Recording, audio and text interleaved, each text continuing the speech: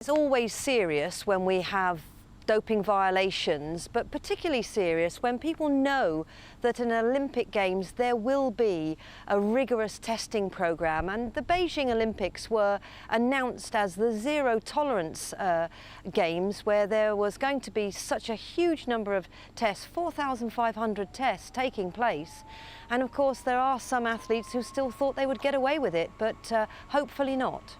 Yeah, it begs the question, how did they slip through the net originally? I mean, and why is it taking the IOC so long, 8 years, to carry out more tests? Well, I think the difficulty we have is that we sometimes don't really know what it is we're looking for.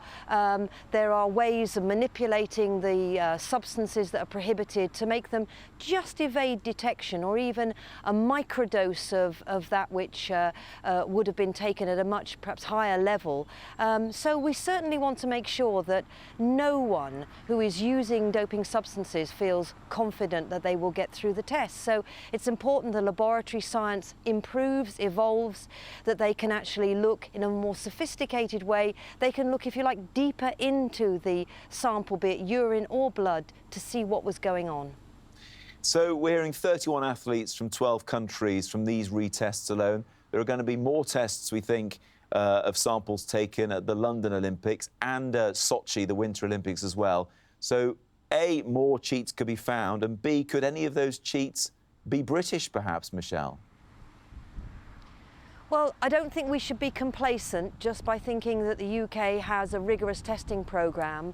I mean, no country is immune from the pressure that some athletes will be going through in order to achieve Olympic success, be that a medal or be it a top performance at the Games. So it means so much for many athletes.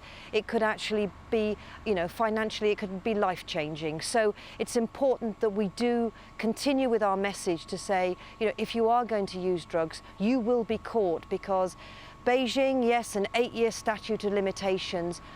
Coming into London, right up until 2020 we'll be able to analyse those samples, and now going forward into Rio there will be a 10-year statute of limitations. So in 2026, you know, we can finish and say finally we have the performances we know could actually be drug-free.